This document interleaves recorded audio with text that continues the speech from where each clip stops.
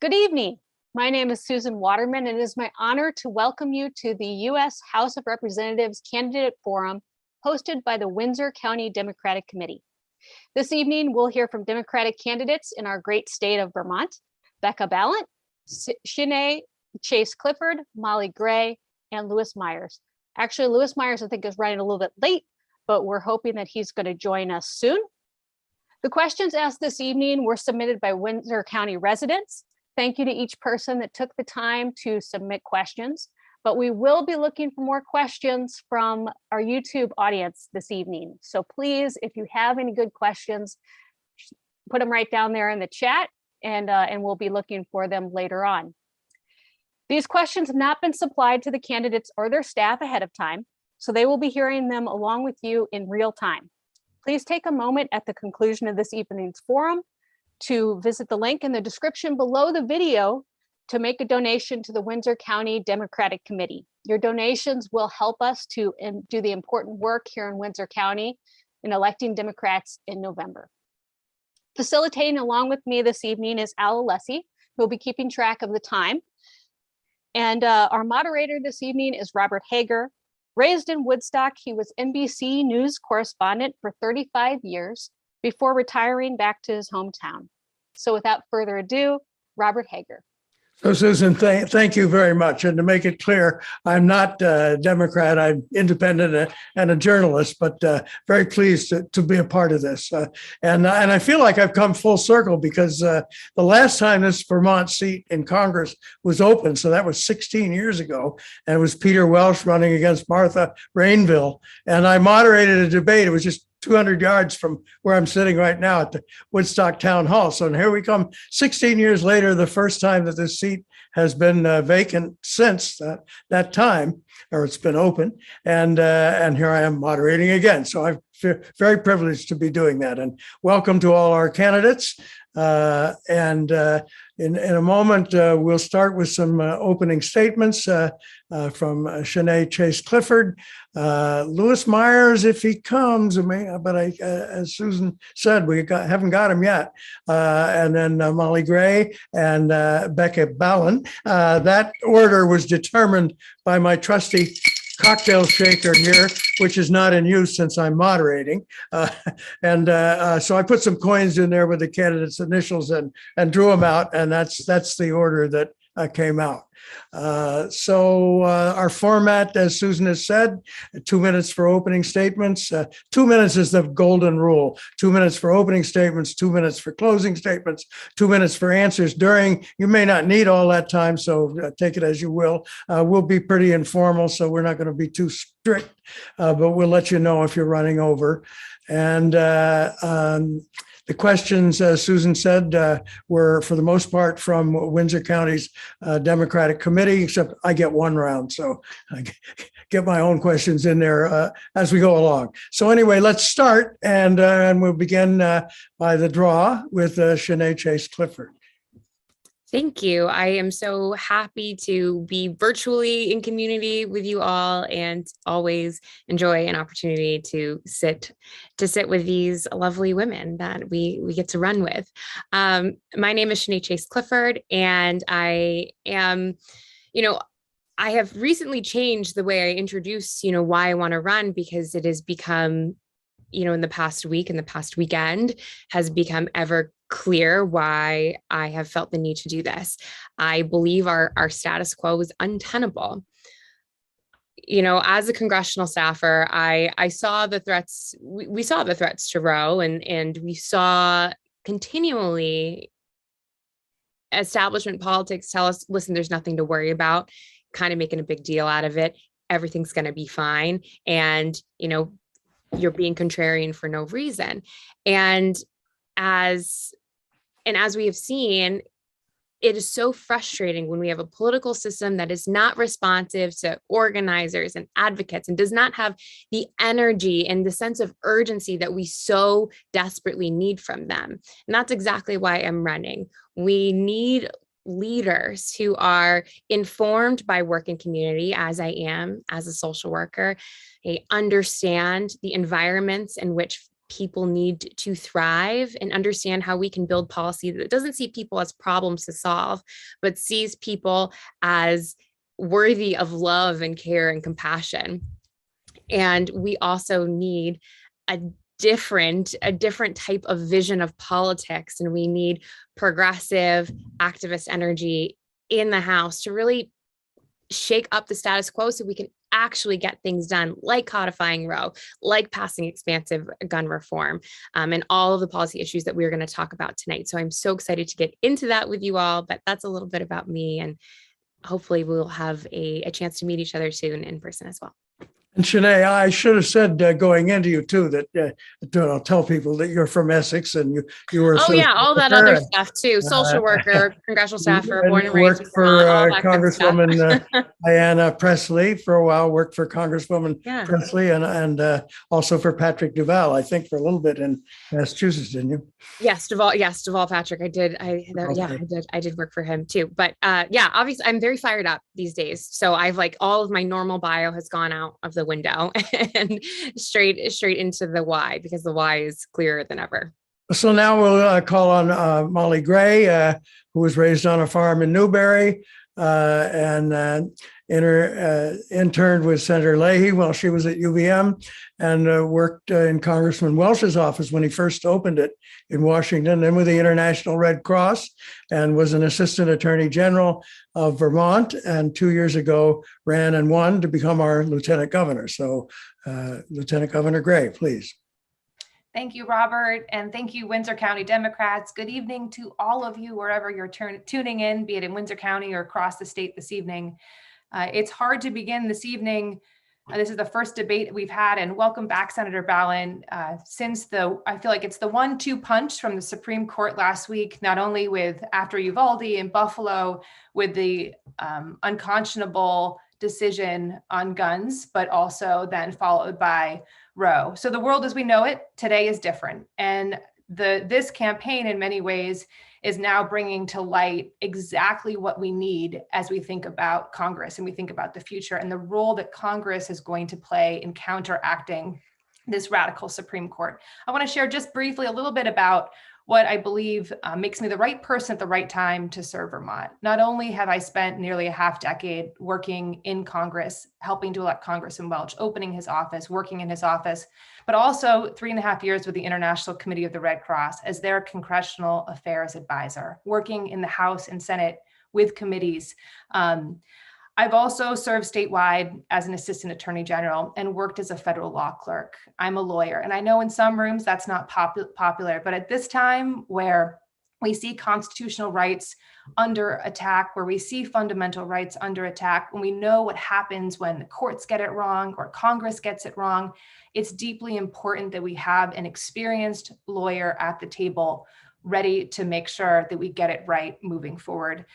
And finally, I've worked overseas and I have a foreign policy background, not only working with the International Committee of the Red Cross, but helping to launch a human rights organization internationally.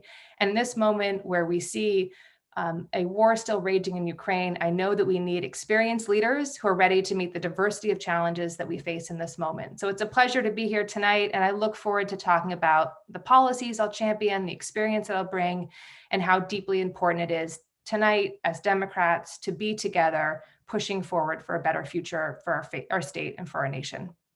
Thank you very much, Lieutenant Governor Gray. And now we turn to Senator Becca Balint, who was down with COVID, I think, just a week and a half ago when you first caught it. So I certainly hope you're feeling better, and welcome back. So Becca Balint was a public school teacher in Windham County, first elected to the state Senate 8 years ago, and then quickly became majority leader just 6 years ago, and has been president of the state Senate for the last 2 years. So Senator Balint. Thank you so much. And thanks for everyone for pulling this together tonight. So for those of you who don't know me, I am State Senator Becca Balint. I represent Windham County. I live there with my spouse and 2 kids. I have an 11-year-old and a 14-year-old. And I'm a mom.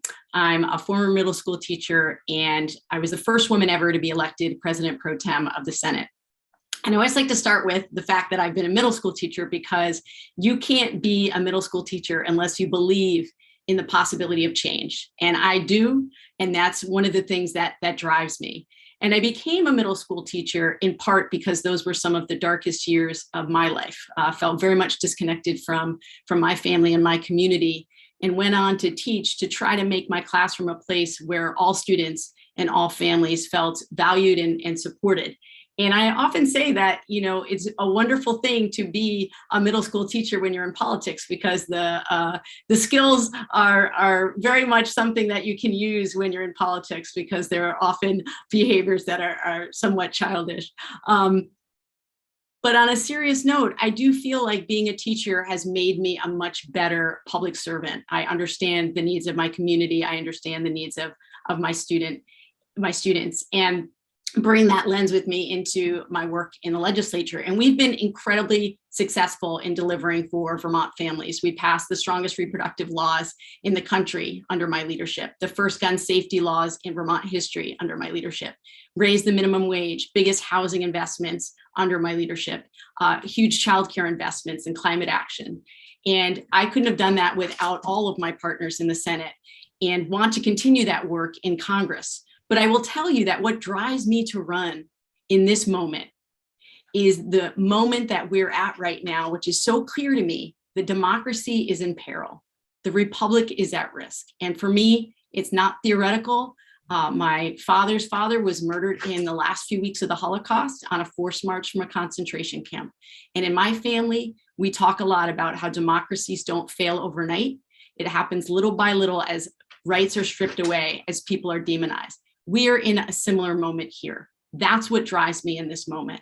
Yes, I want to do the hard work and show up for working families on all of these things that we care about and that we need, but we can't do any of that if we don't have a healthy democracy.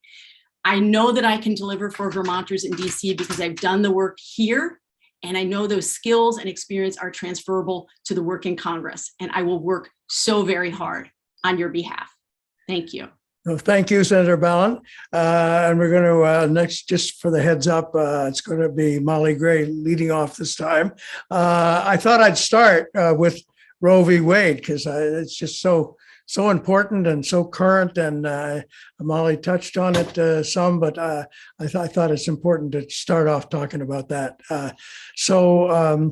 Last week, it was just a monumental decision. For 50 years of abortion, the right to an abortion, overturned by our court. So how do women deal with it? What does it say about the future? What could be next from the court? And what can anybody do about it? Are there any implications for court reform? Things like term limits and so forth. So Lieutenant Governor Gray, it's yours. Bob, or Robert, I feel like that's about four questions.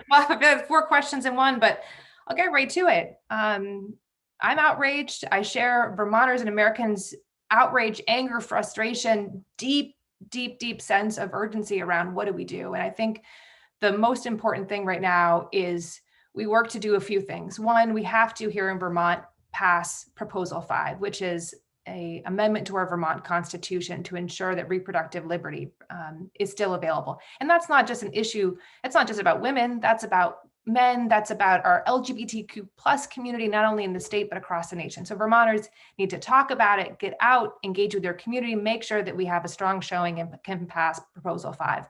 But I want to talk about what I'm going to do in Congress.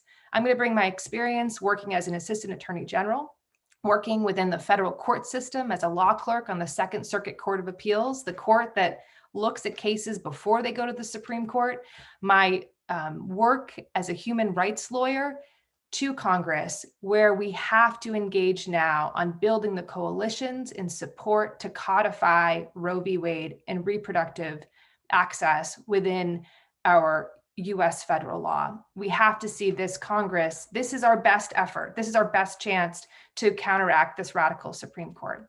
But the issue is we have to look down the road, because this just isn't about access to abortions. This is about access to contraceptives. This is about marriage equality. This may be about voting rights. And this court is just getting started. We heard Justice Thomas signal that just the other day. So we have to be looking to the future, and we need leaders that have that legal experience and who are going to be ready to get to work as soon as they get to Washington to save access to reproductive care in this country. Thank you, Lieutenant Governor Gray, and we'll go to Senator Balint. Same question. Thank you. As the Lieutenant Governor said, I think what you're going to hear is similar from all of us. We are outraged. I'm angry. I am not surprised. This is a 50-year strategy. They signaled every step of the way what they were trying to do. And so it is not surprising, but it is outrageous. And so, I think first and foremost, one of the things that I've learned from talking to constituents this week is some people don't realize that abortion is still legal in Vermont. So I want to say that out front because a lot of young people don't realize that. And it's still legal here in large part because of the work that I and other Vermont legislative leaders did starting 5 years ago in anticipation of what would happen at the Supreme Court. And so we codified Roe in statute. And as Lieutenant Governor said, you have an opportunity to vote on Proposition 5 come November. I feel confident that we will be able to amend the Constitution and enshrine those rights, but we can't take it for granted. People have to show up at the polls and they need to get their family and friends to show up at the polls. As I said, this is not a surprise, right? We are at this moment because of what happened in 2016. Because Donald Trump won that election, he got to appoint 3 of those justices. And because of that election, we are where we are. So every vote matters, every election matters. And there are steps that we can take. And it's not just about codifying Roe. I think my colleague Sianay said in the last debate, that's the floor. Codifying Roe is the floor. Absolutely. We have to make sure we pass federal law to make abortion legal. But in a larger sense, we do need court reform. The Supreme Court is now clearly an instrument of minority rule. Okay, so 5 of these justices were appointed by Republican presidents who didn't actually win the popular vote. So we have to stand strong for serious structural reform of the court. We need to really seriously consider term limits for justices. We need to seriously consider expanding the court and also possibly restraining the court's power, requiring supermajorities to overturn legislation, for example. And bottom line, we need... Your time's up, Becca. I'm sorry. That's okay. We also need to elect 2 more senators. All right. Yeah, okay. You can end the sentence for sure. Thanks very much, Senator Balint. And we'll go to Sianay Clifford. Of course, share a lot of that outrage here, but a couple other points I want to bring up here is that there's a huge population of our nation that has lived without Roe because of the Hyde Amendment. And we need to talk about all of these legislative ways that Congress has let us down. And that's why when I talk about, yes, we need to pursue court reform in a very serious way, thinking about term limits, thinking about limiting judicial review and be as creative as possible. And also, Congress cannot pass the buck. They cannot pass the buck just to the court. They cannot pass the buck back to the American public by saying you need to vote harder. Because if we just keep voting for folks who say, I'm going to do something, vote for me, and then show up and say, well, actually, I couldn't do it, then you continue to fail and not deliver on your promise. And I think the overturning of Roe has been decades in the making, and we have seen Democrats continue to run and fundraise the hell out of Roe. And now that it's fallen, the first emails we get from leadership are, hey, rush us $15 so we can save Roe. It's incredibly frustrating. And we need a different approach. The problem with Congress is not that there's folks there that don't have enough experience. They have plenty of experience entrenched in the status quo. We need leaders who are willing to say, we are not going to vote on anything else until we codify Roe, or no, I'm going to make the hard votes on our appropriations bills until we eliminate the Hyde Amendment and the Helms Amendment and the Weldon Amendment, all of these vestiges of reproductive restrictions. So we need to work differently, and we need to work harder in Congress to actually get these things done and not just pass the buck to other parts of our political system. So just before we leave this, since I heard Ms. Clifford and Senator Balint both mention that they're interested in term limits, how do you feel about that, Lieutenant Governor Gray? I agree with Sianay, and I've said this publicly several times that we need to take care of Congress first, make sure Congress is doing its job. And the first priority has to be building a coalition. No. I mean term limits for justices. Yeah, I don't support term limits for justices at this point. I think it's trying to change another branch of government when we need to make sure that Congress is doing its best work, and that's passing the buck. But I think just to make that differential between Congress and the court, Senator Balint, you meant the court, I think, right? That's what I got out of it. Absolutely. Yeah. And I think I did as well. Yeah, I thought so. And I've heard that Dr. Meyers, he supports 18-year limits on all judges, I think. Anyhow, on to the next question, which is the economy. And this comes again from a Democratic committee member. So corporations are seeing huge profits, while average citizens struggle to keep up with inflation and increase and deal with the increased cost of goods. So what would you do to advocate, or what would you advocate for to deal with this, to get at this seeming inequality? So let's go with, I was going to go with Meyers since he's not here. We'll go with Sianay first on this one, please. Sure. Yes, we are seeing companies bring in massive profits in the first quarter of this year in our shorter report, even more profits in the next quarter.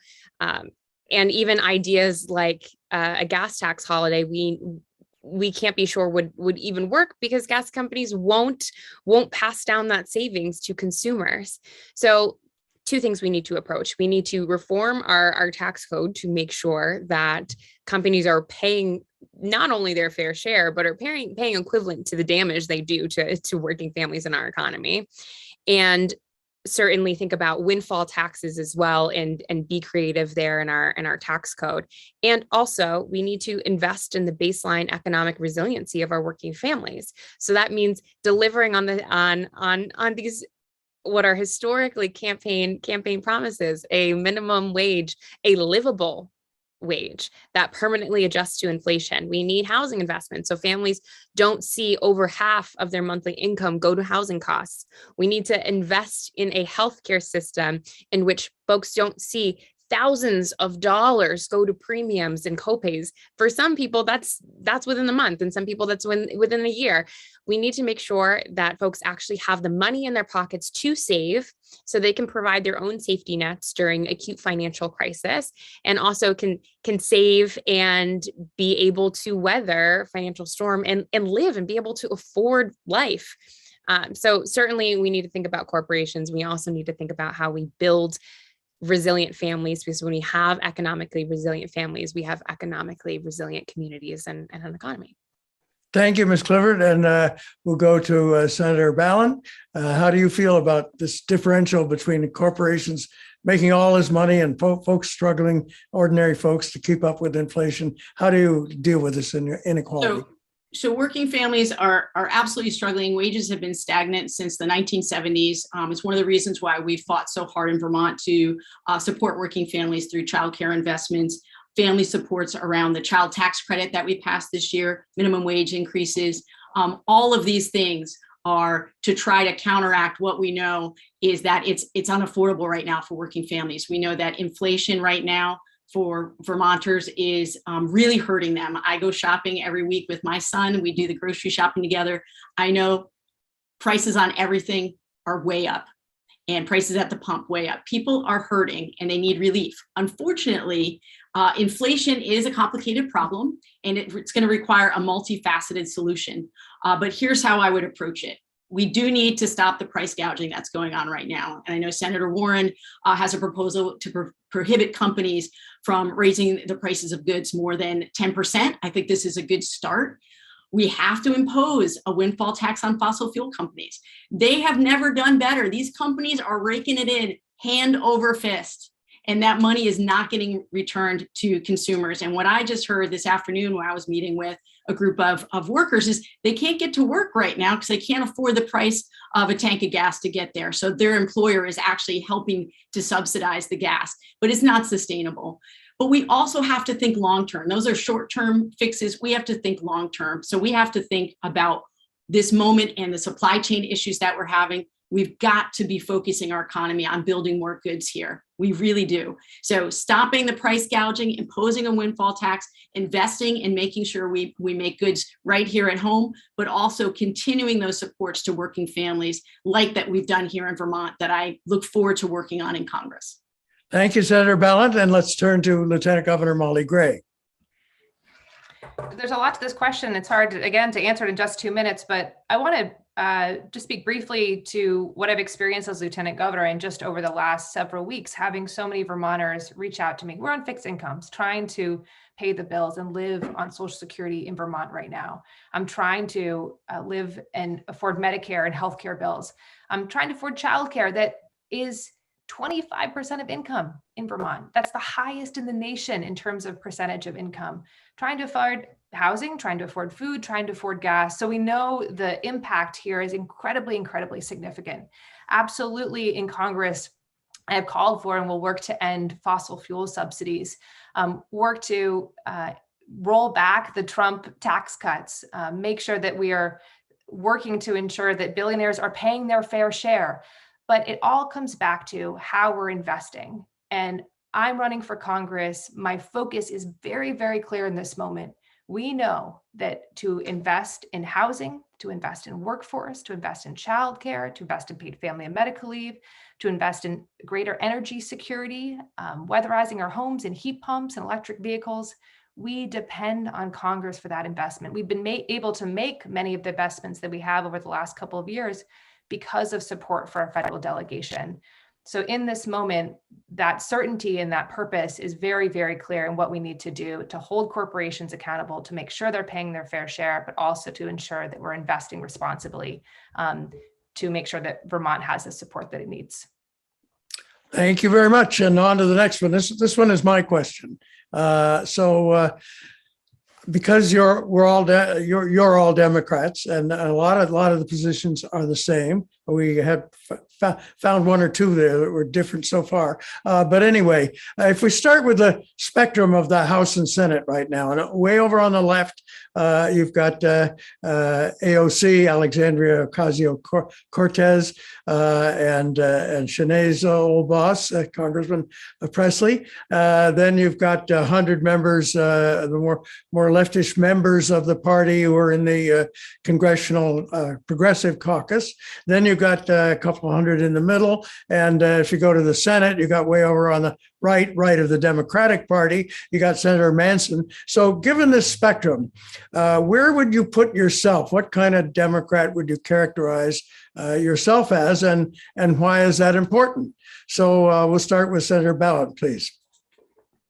A really interesting question. I like it. We pretty much can anticipate all the questions at this point. So this is a treat. Yeah, that's different. It wasn't in the other debates. I know that. I love it. So I really like this question. I would consider myself a Jamie Raskin Republican.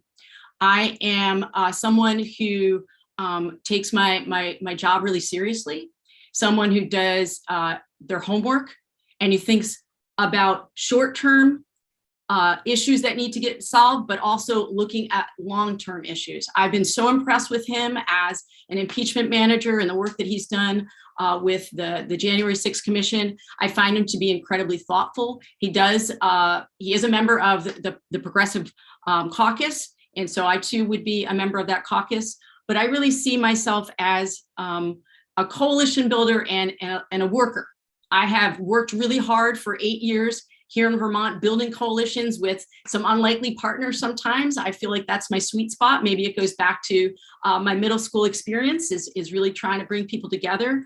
But I will just say I had a really amazing experience last week getting to meet him. He is one of my heroes. And when I was down in DC last week, I had the opportunity to share dinner with him and talk about this moment that we're in. And it just made me feel even more respect for him, knowing how thoughtful he is. So really appreciate the question. Thank you. Okay, thank you very much, Senator Balint. And let's go to Lieutenant Governor Gray next. I guess I want Vermonters to know that I'm Molly Gray, and I'm a pragmatic Democrat, proud to be a member of the Democratic Party here in Vermont, but I'm ready to work with anyone to do what's right for our state. And the leadership I admire right now is leadership that's focused on the issues. It's Senator Murphy on ending gun violence and building that really effective, hopefully effective coalition in the Senate to take us a few steps forward. It's not as far as we need to go, but it's a few steps forward. I'm working with people like Senator Gillibrand, who's been a leader on paid family and medical leave, an issue that's deeply important to me, and I think to Vermonters as well. With people like Senator Markey, and Congressman Welch on efficiency legislation and climate action. Working with people like Representative Jim McGovern, who supports my campaign, who I worked with when I worked for the International Committee of the Red Cross, has been a leader on human rights and foreign policy. What I want Vermonters to know is that when I arrive in Washington, and I remember arriving in Washington with Congressman Welch and literally opening the door and getting to work, starting from the issues and how to build the strongest coalitions to get things done for Vermont. On your website, you say that you're the moderate in the race. Is that correct description? I call myself a pragmatic Democrat, and honestly, I prefer action over labels, and that's what I want Vermonters to know. And let's go to Ms. Presley, please. I think that might have been an interesting slip of language. Sorry about that. Yeah, no, excuse me. So we're going to make it clear, Sianay Chase Clifford. Yes. Well,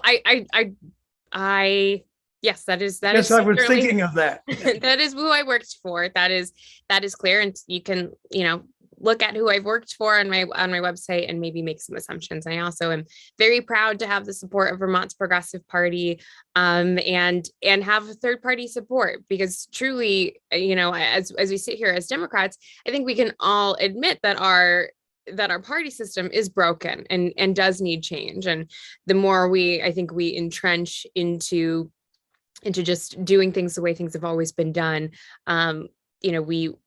we lose folks. And I think that's how we lose young people and folks who feel disillusioned and feel like there's not a place for them in electoral politics, when we really dig in to what is a party that has not always delivered for people like me. I want to bring a different type of energy to Congress, and certainly, carry a progressive label proudly and unabashedly. But what I'll say is, when you hear terms thrown around like realistic and what can get done, we've seen on the right that they have been aiming for the sky. They have aimed for their most radical, the most sweeping legislative aims, and they're winning them. So I have a problem when folks tell me, oh, you're progressive, you're never going to get anything done. I mean, we see folks aiming for sweeping legislative change. I want sweeping legislative change that helps people. So that's where I'm at. Just to amplify this same point, let me follow it with in the same order. We'll start with Senator Balint.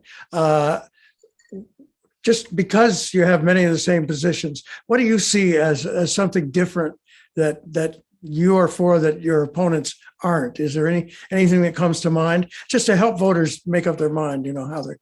How to tell a difference between you all? Well, I think you pointed out one when we were talking about Roe. Certainly, I feel really strongly that we need court reform. I felt that way back when Merrick Garland wasn't seated. And so this has been, again, as my colleague Sianay just said, this has been building for a long time. They have been pushing and pushing. So I think we need to expand the realm for us of the possible. I think that in terms of my position on legalization of marijuana federally, I think that is something that I know Sianay Chase Clifford supports. I don't know if that's something the Lieutenant Governor supports. And so that's just a question I have. There are some debates in the past where it hasn't been clear whether she only supported decrim or whether she supported legalizing federally. And I think, broadly speaking, I think a difference is that I have the most legislative experience in this race. I have done the work day in and day out. of crafting and passing legislation.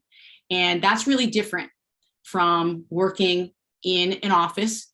Being a staffer is important work. It's critical work. I couldn't function without my staffer in the State House. But it's different when you have to face the voters and explain to them how you voted and why you voted. And you need to face them in Vermont every 2 years and make the case for why you did what you did. And I think that is a huge difference and a deciding factor in this race. Thanks. And Lieutenant Governor Gray, can you think of something where your position is different from your opponents that might make a reason why somebody should vote for you and not for one of your opponents? Yeah, I think at the end of the day, and I'll speak to the decriminalization or legalization of marijuana, I do support that. It's not a top issue for me. But I think what really separates my candidacy is that laser focus on the issues that I've heard about from Vermonters, my understanding from working with our governor, with our congressional delegation as lieutenant governor, understanding the needs of every corner of Vermont, right? I don't just serve Burlington or Newberry or Brattleboro, I serve every corner of the state, and have spent a lot of time out across Vermont, listening, showing up, really understanding where there's that link between what the federal government can provide and what we need here at home.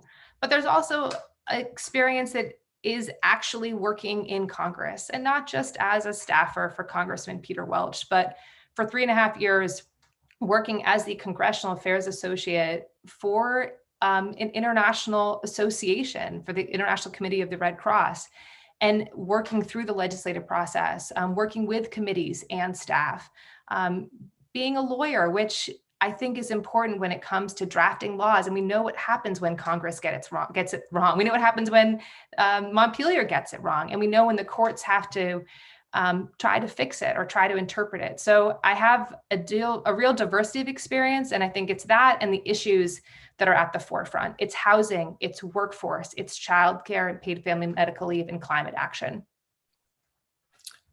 So we'll go on. I thought before we leave, I might mention, I think Dr. Meyers. Can I answer the question, please? Yeah. Oh, yes. Yep. Sorry about that. No, Yep. It's okay. Go for it. Please, Sianay Chase Clifford. Thank you. I think one thing that makes me different is I am running a different type of campaign. I am not going to post over $1 million raised when we all show our numbers on July 15th. I think it'll be then. I am. I think this word outsider in politics gets kind of co-opted by folks, and it's like there's certainly there's things to be said there, but I'm not a politician. I'm a social worker who is deeply committed to my communities and very passionate about policy and very focused on how policy can make people's lives better, but am someone who I think just like everybody else has seen a political system that is exclusionary, that thrives, is so comfortable with the status quo and feels comfortable fundraising on our problems, feels deeply uncomfortable actually delivering on campaign promises, is in a political process that, talks about big money, but still makes money off of big donors, a political system that feels hypocritical and disconnected to the way people actually live their lives.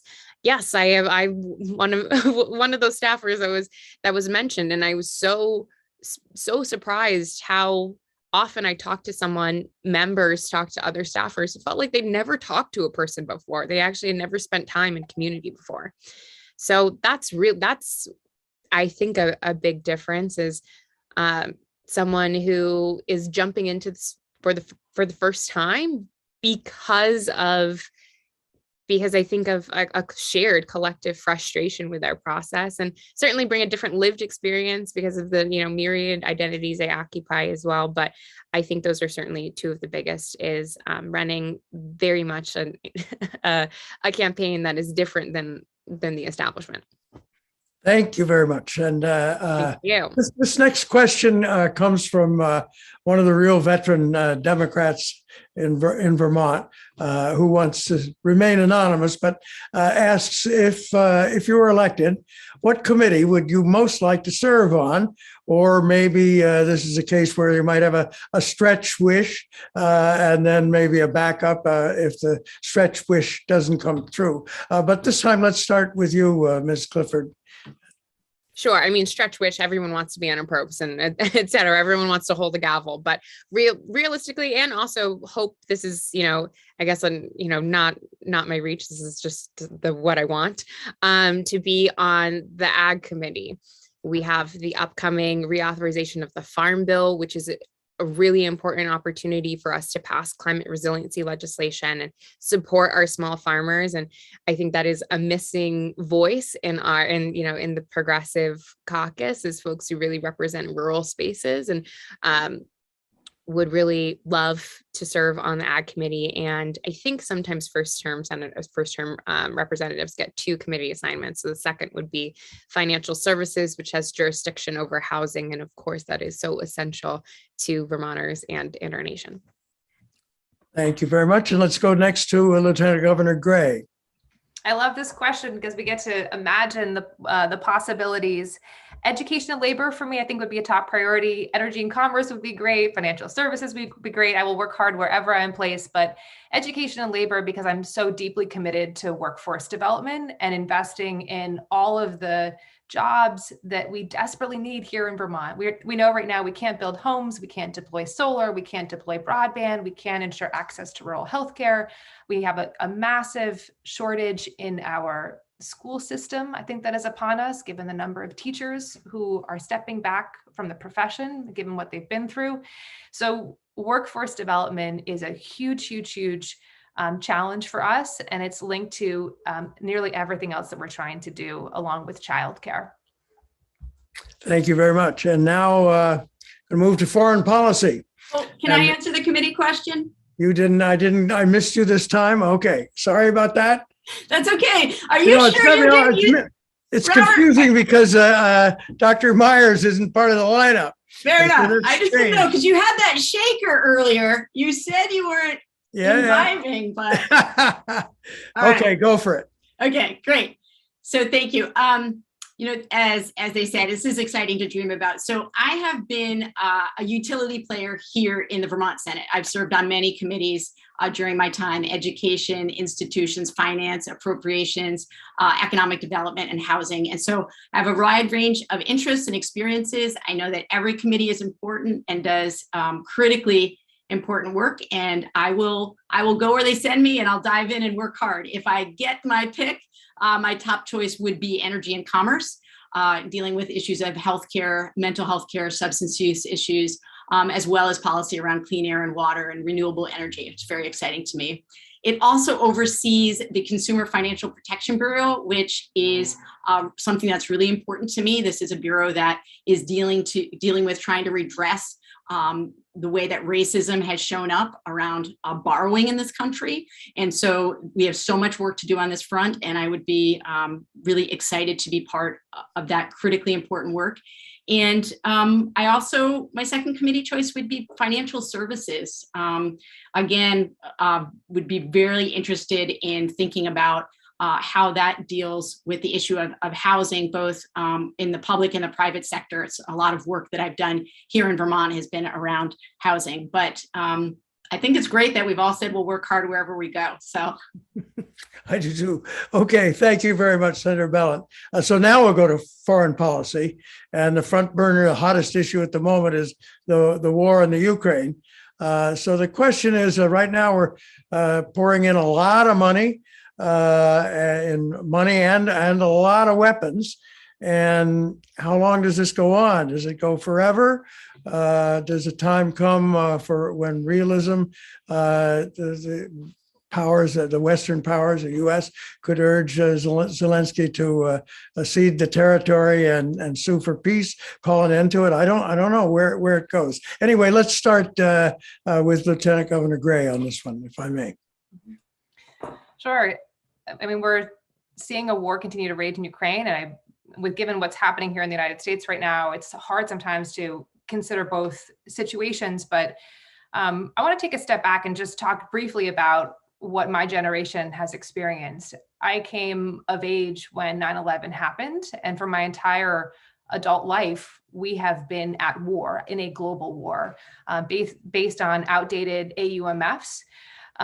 Congress, I believe, in many ways has stepped back from its oversight responsibility and also its responsibility to decide when and how the US goes to war. But let's move forward to what's happening in Ukraine and the amount of money that's been sent through both humanitarian assistance to support refugees, to support the International Committee of the Red Cross, where I used to work, to support security assistance on the ground.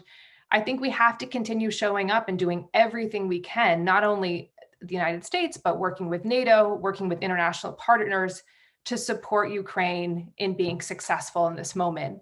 But what I think are bigger, longer term challenges and where we have to do a lot of work is getting back to having strong international engagement. We are still reeling from the Trump administration pulling out of the United Nations Human Rights Council, pulling out of the Paris Agreement. We're back now, but we have a lot of work to do on climate diplomacy.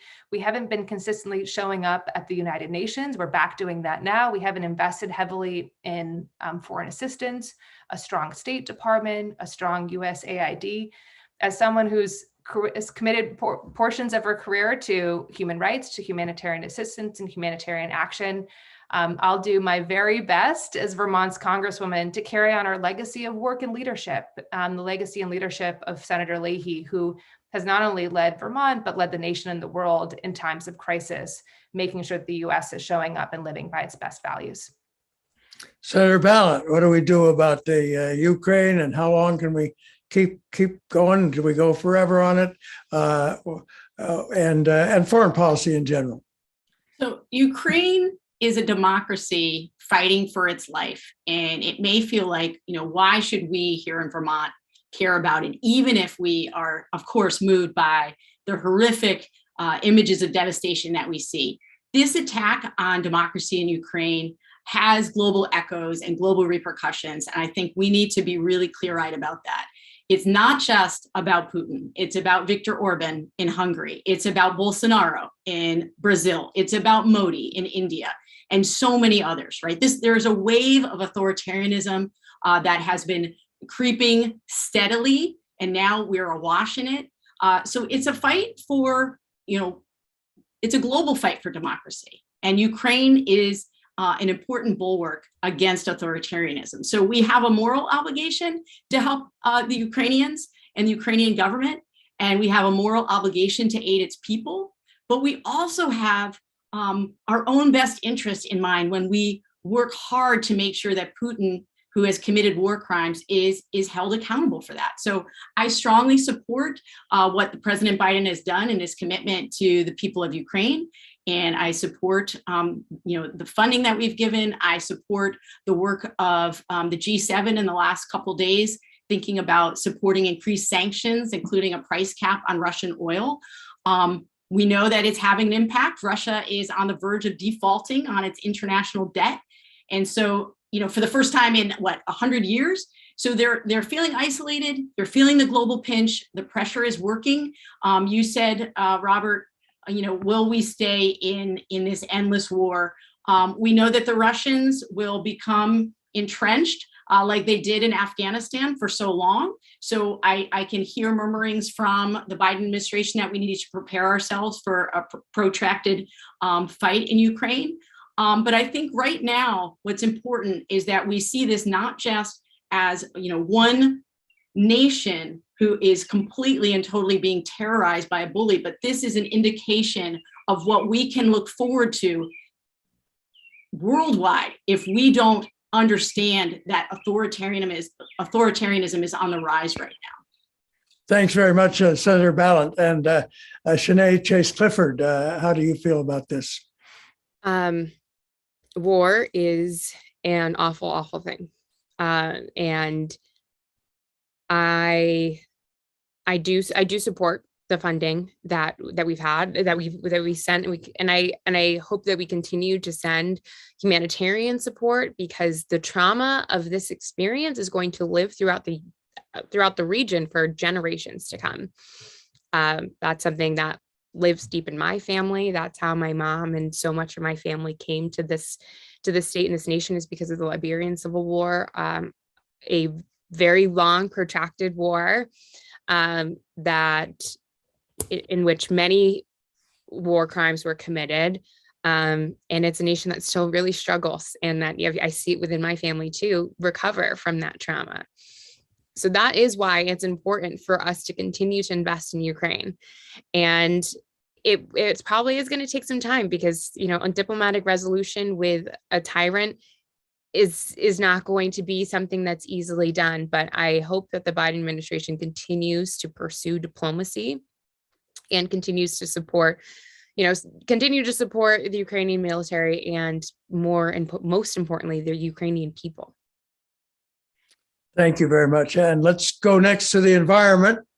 I think we can all agree that climate change is a huge threat. The United States has made some headway in reducing greenhouse gases. Still, we're by far way behind the schedule to meet the goals set by the Paris Accords. I wonder what in the world we can do to try to speed this up, where we can get to these targets and make a real difference. Some of the steps are painful, like carbon taxes and caps on trade agreements and so forth. Let's try Senator Balint on this first. Is it just a general, our thoughts on climate action? What in the world to do to Okay, great. I mean, that's what I heard. We talk the talk, but we're not reducing the total emissions. I understand. Thank you. So as you said, Robert, and it's always a really important place to start, is that yes, it is a climate crisis, and it's already happening here. We feel it here in Vermont. I talked to my farmers in Windham County. They feel it. My kids feel the change of the seasons. And one of the things that I've realized over the last few months in talking to Vermonters and in thinking about this issue is that how we as politicians talk about climate change and climate action sometimes isn't as helpful as it could be. I'm feeling a lot of hopelessness. I'm feeling a lot of despair.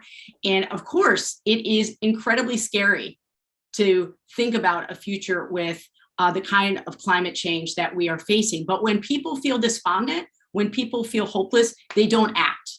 They don't feel invested in acting. And that's not serving us. So I really want us to get better about talking about this, yes, as a crisis, but also as a kind of an amazing opportunity, economic opportunity for us to transition off of fossil fuels. And so I've done a lot of work here in Vermont on passing the Global Warming Solutions Act, making sure we had a climate council here. But what I think I hear when I'm around traveling around rural Vermont is that we really need a Green New Deal for farmers, because folks who work the land have a really important role to play in helping us to combat climate change. So we need to reward farmers for restoring soil health, because we learn more and more, which each month that goes by, just how much soil health helps us to mitigate not just water and air pollutions, but helps us to sequester carbon. So we should be paying farmers for those practices. And we have to penalize corporate agribusiness for degrading the soil and making it harder for us to sequester that carbon. So I have been a climate champion here in the Vermont State Senate, and I will continue to do that. One really simple, I say simple, but nothing simple in Congress, but one immediate action that we should take is that we should make sure that the George W. tax credits related to solar do not go away. They started at 30%. They have dribbled down to 22%. They're at risk of completely and totally lapsing. We need to reauthorize that. We need to make sure that Vermonters have subsidies to be able to transition. You're out of, Beck, I'm sorry. You're over. All good. All right. It's good. Okay, and let's go to Lieutenant Governor Gray. What can we do other than the things you hear all the time to try to actually make some progress toward meeting some of these goals? Well, it really, for me, comes back to, and what I hear from Vermonters is, it comes back to energy security, right? We're seeing Ukraine impacting gas prices, impacting our ability to have that resilience right now. I went to Vermont Law School. I served on the Vermont Journal of Environmental Law, helped host one of the first symposiums at the law school almost a decade ago on Climate change and national security, the Joint Chiefs have been telling us for decades that we need to act on climate. It's one of our greatest threats.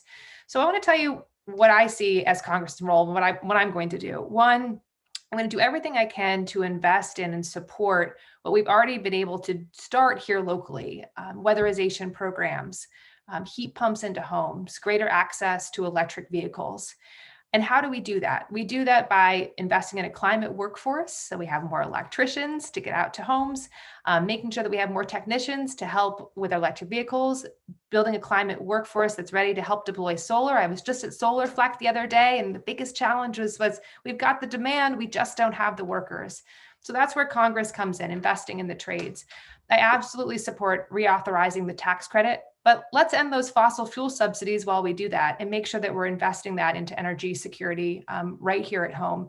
And finally, bringing it to the global level, as I mentioned earlier, we have to invest in climate diplomacy. We can't just show up with one administration and then not show up with the next. We have to show up repeatedly, making sure that we are engaged with our international partners and talking the talk, walking the walk, doing our very best bit at home. So it's international, federal, and supporting everything that we're doing local.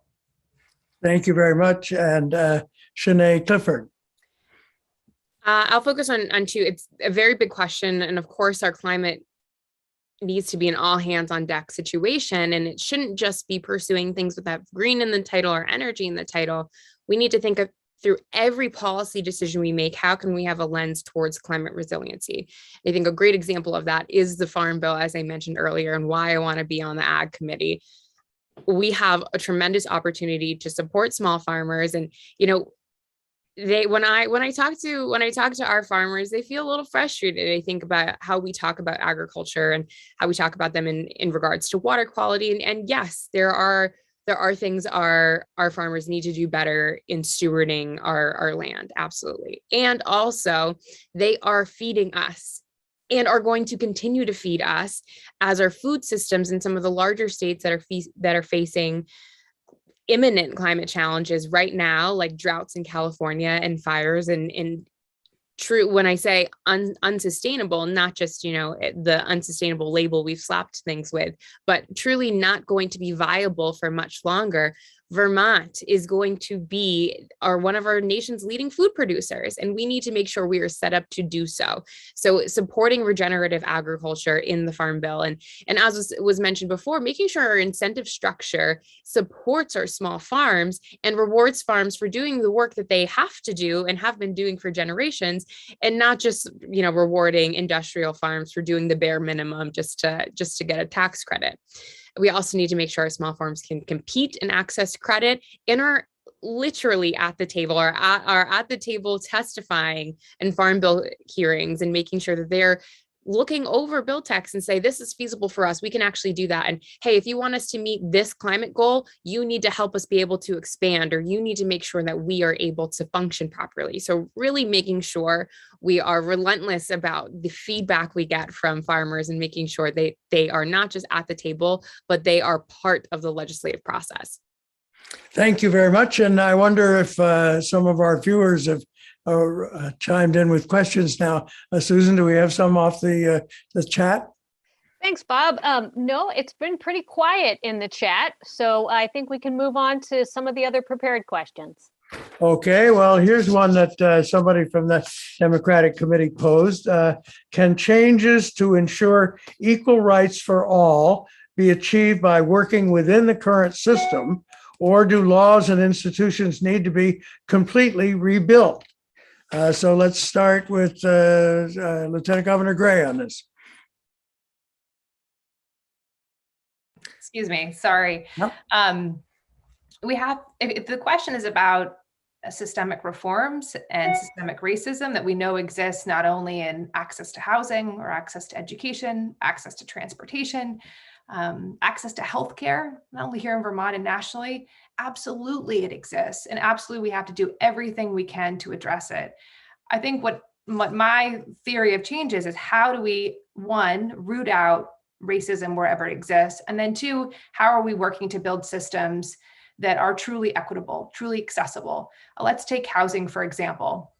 Right now, we know that home ownership is not equal. not only in Vermont, but nationally. We know that Black and brown Vermonters have a much, much lower home ownership rate here in the United States and here in the state.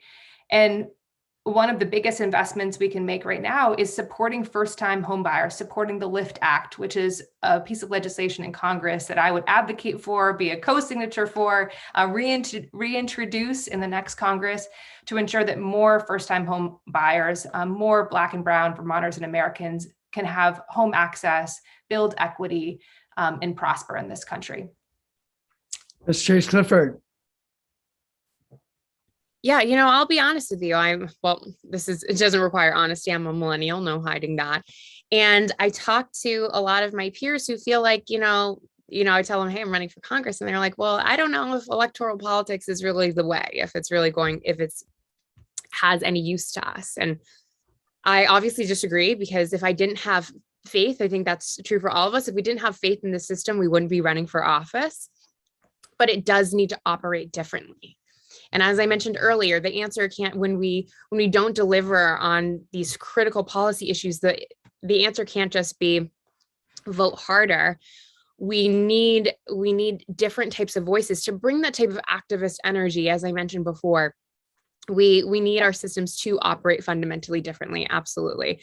I think that we can still do that within the existing structure, but pursuing court reform, making sure that everyone has the unencumbered ability to vote, and making sure that Congress actually gets things done and we can shake up the status quo. Those are things that absolutely need to happen.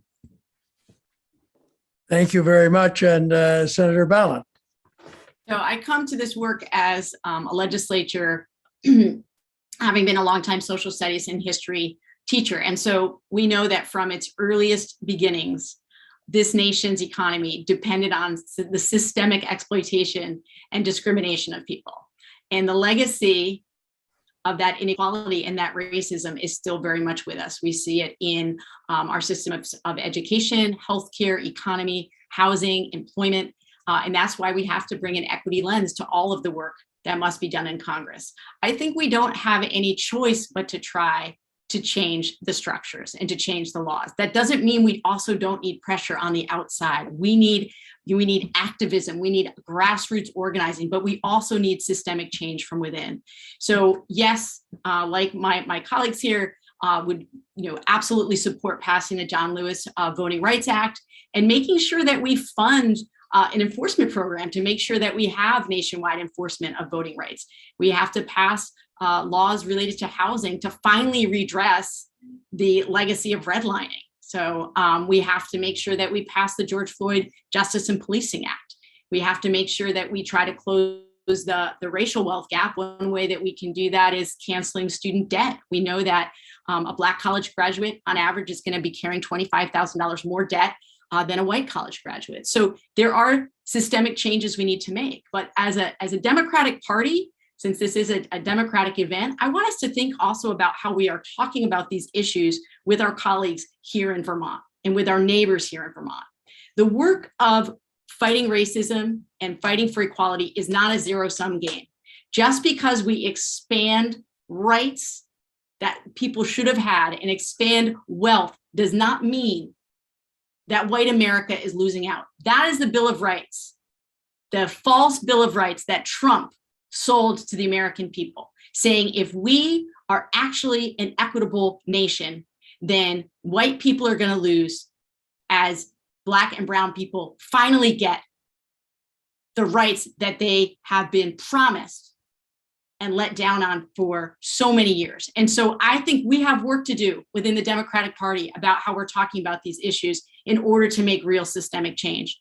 I've been working on these issues in the legislature, and I'm going to continue to do that in Congress and work with partners on the ground who will be educating me, in real time on these issues. You're over, Becca.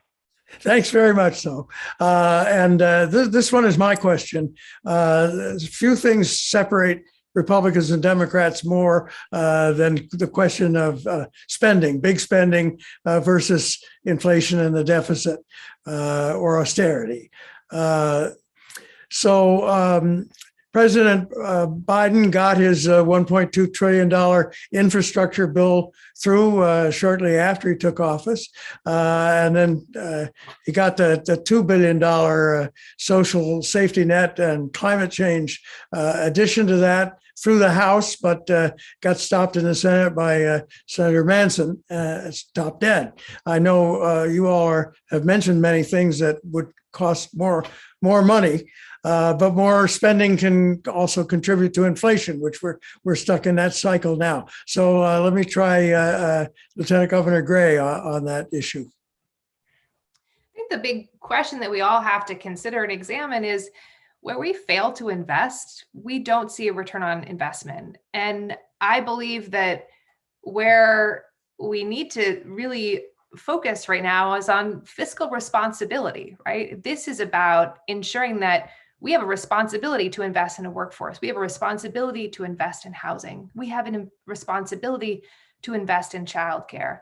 We know that where we have childcare investments, we have more workers in the workforce. We have a stronger tax base to work from here in Vermont. And I believe the same is true for paid family and medical leave. What we know from our congressional delegation and the $2.7 billion we were able to get to Vermont is that we were able to make historic investments. And we're going to see that. We're already seeing it in terms of our economy slowly coming back. And I know from working with lieutenant governors across this nation, Republicans and Democrats, that there is a space where people want to come together right now to make those investments because they're not partisan issues. They're bipartisan issues that are impacting rural states like Vermont, where we absolutely need more workers and more housing and more childcare to be able to thrive. So I know we can find a path forward. When I get to Congress as Vermont's Congresswoman, I will be focused on those issues and doing everything we can to bring them forward and make them a reality as first 100 days priorities. Senator Balint, this issue of spending, all these programs cost more money, and with inflation going up, is it a time to be spending or not? Okay, I really appreciate the question. And I want to say I agree with so much about what the Lieutenant Governor said right now. I absolutely agree. We need to be making these investments. This is going to give us returns over time. So whether it's workforce, childcare, housing, all of these things, they're the right thing to do for families and communities. But the other piece I want you to be thinking about is they will save money over the long term. And so I had a doctor when I was pregnant with my first kid, and I was terribly morning sick. And she said, you know what? Everyone pays the piper. You're paying it now. Your kid is giving you trouble now. Some people are going to have a colicky baby. Some people are going to have a teenager that runs them ragged. We have to pay the piper. Everyone does. And that's the same thing with our social issues here in this country. If we don't invest in the health of children and fight poverty, if we don't invest in mental health care for kids and families, we will pay those consequences, not just financially, because I know you're talking about financially. We will pay that in, the horrible impact that has on individual Vermonters in our community. So I think it's money well spent. I find that we only seem to talk about the deficit only when it's, we're coming up on an election and Republicans beat this drum. And so it's kind of like clockwork. And I think we as a party believe that we all do better when we all do better. Thank you very much, and move to Sianay Chase Clifford. How do you feel about that? I mean, can we spend a lot more money on all these programs, even though it may drive up inflation? Yeah, I got a couple thoughts on this one. I mean, we even with the bipartisan infrastructure bill and many of the COVID relief bills that Republicans voted no on, they still took a victory lap on them in their districts, still sent out press releases that said, look at all the money I delivered. So I think there is something real here just about the messaging, as Senator Balint brought up. But, we have to get real here. I mean, this idea about spending money never stops us from going to war, never stops us from bailing out big banks, never stops us from passing massive tax cuts to the rich. It really is only when we want to help the Black and brown folks and the poorest among us, where it's like, whoa, whoa, whoa, that's too much money.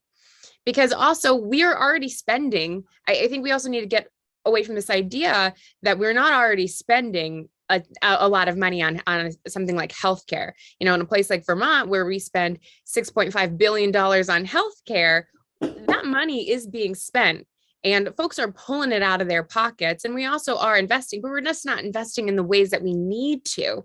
So it certainly is about thinking about how much money we spend on administration of healthcare and how much we invest in a broken system.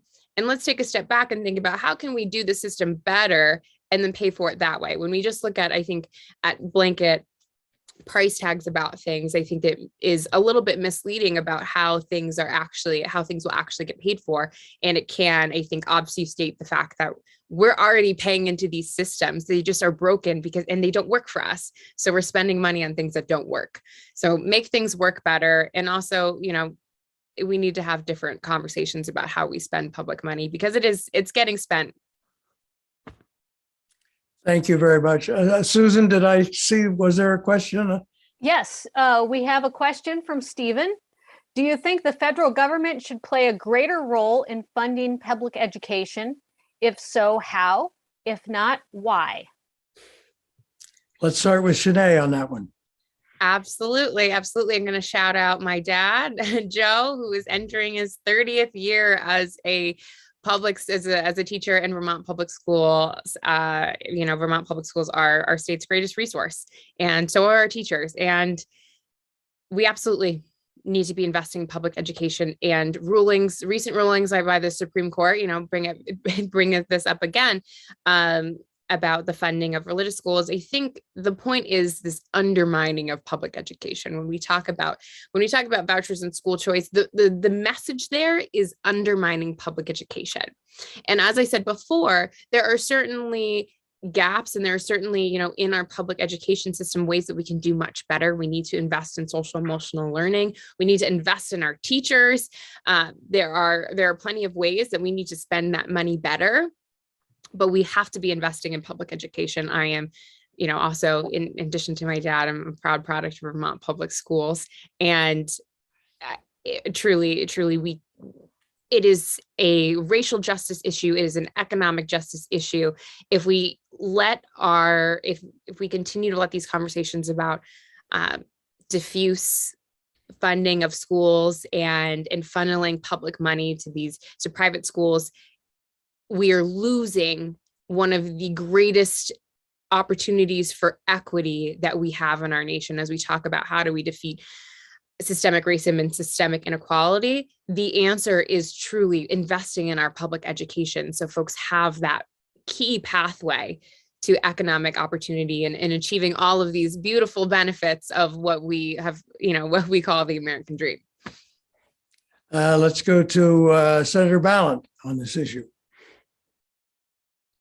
When I go second, I have to say the person that just went, so Sianay, spoke so much to my heart on this issue. Absolutely, the federal government has a role in supporting public schools. And I agree with everything she said. We have been undermining and underfunding public schools. We have seen the attacks on public education in earnest in the last year around, the critical race theory bugaboo that isn't really a thing, but then people, come to their local, school boards and demand that they are somehow teaching things in school that are inappropriate for children. We see it in Florida with Don't Say Gay in schools.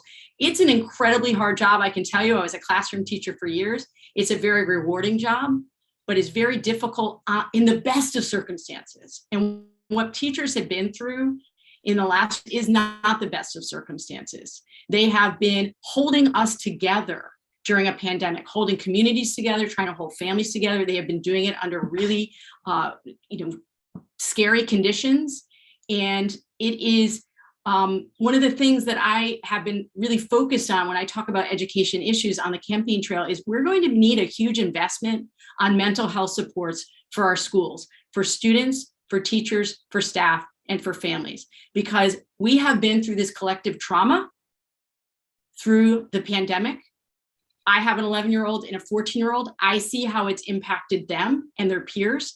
And so we have to understand it's going to take a federal level of investment to help us hold this generation together. And that includes really investing in our schools. And Lieutenant Governor Gray, public education. Yes, absolutely. I want to talk a little bit about some of the work I've been doing as Lieutenant Governor. I was sworn in a day after the insurrection and felt very strongly that I had to do my part to try to support our next generation in feeling connected to government, connected to democracy and civics. So I've had hundreds of school kids across the state come into the State House virtually over the last 2 years. Also working to visit schools across the state, going in to meet with students and teachers and principals in Randolph and up in South Burlington, and really trying to understand what are the needs and how can we do better. And this is what I've heard, and this is what I'll focus on in Congress related to support for public education. One, our infrastructure has not seen enough investment. And while I'd like to think we could do it through our budget here in Vermont, we know we can. So we do need federal support for public schools, just ventilation systems, proper infrastructure. Two, making sure that our teachers have all the support that they need, be it a secured pension, be it support for themselves. They've navigated this pandemic and caring for kids, making sure that they have a wage that they can live on and good quality healthcare. And then making sure that we're supporting our kids not only as they recover from this pandemic and mental health support, but also recognizing all of the things that our schools provide. They're health clinics sometimes, they're of course mental health and support services, they're a good meal, universal school meals. So recognizing what it is that our schools here in Vermont provide and where we absolutely need the federal government to come in and to support them. And I'll briefly say that the other piece of the puzzle is also the workforce development component and how we ensure that access to public higher education is affordable and accessible to Vermonters and those who want to come to our state, through our state colleges or CCB, making sure the Perkins grant is reauthorized. So there's so much work to be done, and I'll get to work on it if I'm appointed to the Education and Workforce Committee. Okay, well, I think we can move now to our closing statements and do them in reverse order from the way we did them at the opening. So you have up to 2 minutes each. And let's start then with Senator Becca Balint. Okay, well, thank you so much for hosting this night. This has been a really, really interesting conversation. And you can imagine we've all done a lot of these this campaign season, but I learned something every time we do it. So thank you so much.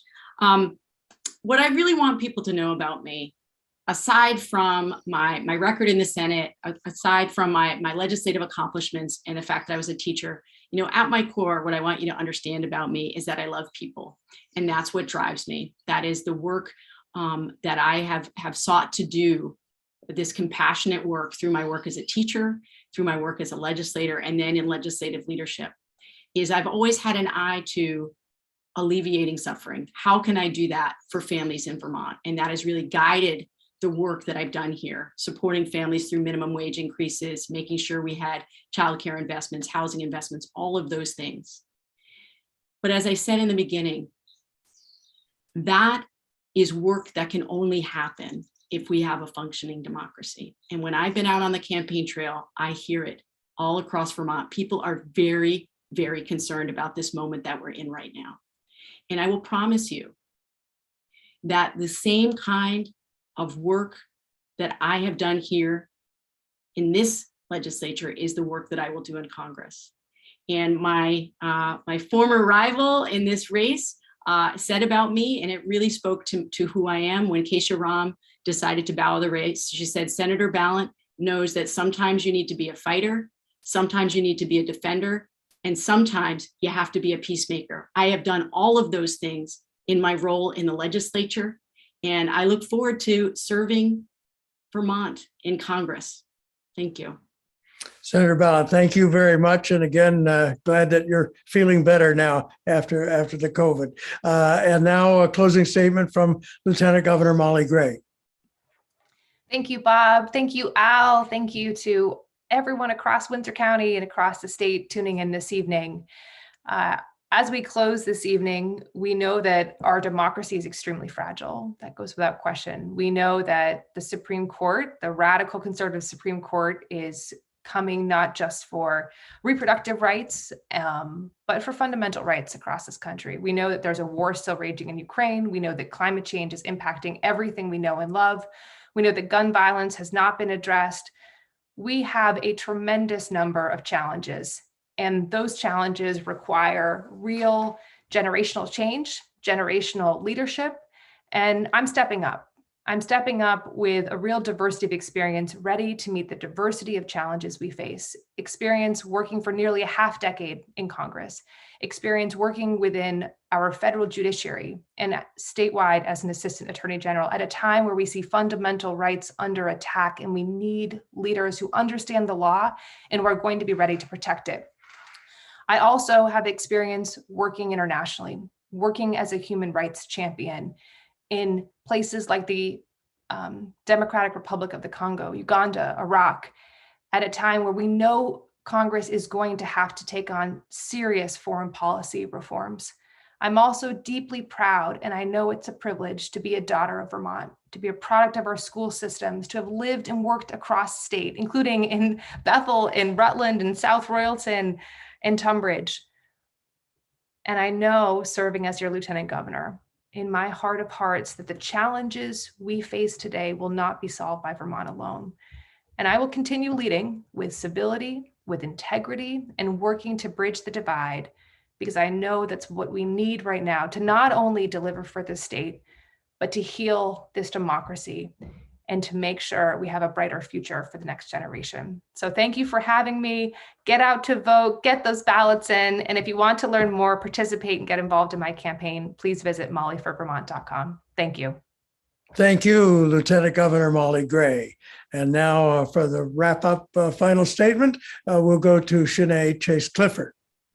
I will echo the gratitude for the space to share the shared space with the other candidates and an opportunity to connect virtually, at least, with you all across Windsor County, and hope to see you in person and get to your door and get to meet and greets and have a chance to connect with you face to face, because that certainly is my favorite thing. As was mentioned and as was addressed here tonight, I think it's fair to say that there are similarities amongst us. I think us three personally probably are like, no, there's not. But I hear that. I think we all hear that a lot. Like, oh, okay, you guys all, you all say Medicare for all, you all say Green New Deal, and that's great. What I think really is a choice here is approach, and I think maybe we'd all agree on that. What I am offering you all is a different vision of who gets to be a part of politics, what politics can look like, and how politics can work, a different vision of policy, a policy paradigm that is really shaped and informed by love and care and compassion for people. And I think building a different kind of Congress, because there are plenty of folks in Congress who say the right things, but what have we seen, and how have we seen them show up, and how have we seen them deliver? We truly need a different type of leader, and I'm certain I can be that for Vermont, and take my experience as being a kid from Vermont and growing up in Essex and understanding, what it means to try to build a life here and, be bought out and priced out of communities and try to buy a house and live here and set up a family like my family was able to. And I know what it's like as a congressional staffer to try to push things through, and as a social worker, understanding what communities actually need to thrive. So pair that all together, and I think I'd be a pretty good member of Congress for you. Thank you very much, Sianay Chase Clifford, and thank all our candidates for spending the time and the energy and the money to run for office. But this concludes our forum. And thank you to the Windsor County Democratic Committee for putting this on, and Susan Waterman, chairman, for all her work on this organization, and for the assistant chairman, Al Alessi. So I'll turn it back to Susan at this point. Good night. Thank you, Bob. I appreciate you, and thank you to all the candidates. I want to extend my sincere appreciation to all of you. A call of public service is a difficult one, and so you all have my utmost respect. I do want to give Louis, I think is just was able to make it. So Yeah, Louis, do you want a few minutes to sure. I'm at work and we got kind of busy here, but I apologize. do you want to turn your video on, or Oh, if sure. not- Let me see if I can do that. There we go. okay. Thank you. Well, I appreciate it. Yeah, it's been a hectic time. I've been trying to continue some of my work at Rutland Regional, where I'm one of the hospital physicians. We're a little bit shorthanded, and also run for Congress. So it's challenging. Would you like me to just say hello to the folks? Yeah, I so think it's best if you just make a general statement as though you're making an opening or closing statement, a kind of Sure. Well, thank you. Louis Meyers. I live up in Chittenden County. Work as a physician at Rutland Regional, and where I've been for a little over 9 years. And I'm running for Congress as a way to try and extend the work I've done in healthcare on an individual basis to a broader perspective in Congress, along with many other issues that are important to me and I think important to Vermonters, obviously including education, the criminal justice system, many of our foreign policy issues and challenges we have today, energy, climate, et cetera. So I don't know if people had questions. Well, I think I've heard you describe yourself as how do you say it? A realistic Democrat, I think you said? Yeah, I tend to, I either, I use them as synonymous, moderate or realistic Democrat, because I think that in this climate, whatever aspirations we might have as Democrats, if they're too grand, they're probably not going to pass, given what we've seen in recent years. So my focus would be on, as it is in medicine, trying to look at each situation, look at what's been done, look at some areas where we can make some real tangible progress, and try and stay out of the culture wars as much as possible, because once you get involved in that, it can get bigger than what you're actually trying to do at that moment. So particularly in healthcare, there are a number of areas, a number of things we can do, I think, that truly could get some bipartisan support, because they're not really culture issues. They would just be pure matters that would help people, help save some lives and improve lives. Well, thank you, Louis. We appreciate your service to the community as a physician as well. But unfortunately, we do have to wrap up. Sure. But I want to thank everyone for coming out tonight. Thank all those who tuned in on YouTube this evening, and stay safe and good night, everyone. Thank you so much. Thank you, Bye. Susan. Thank you all. Thank you. Have a good one. Thank you. Have a good race. Okay, our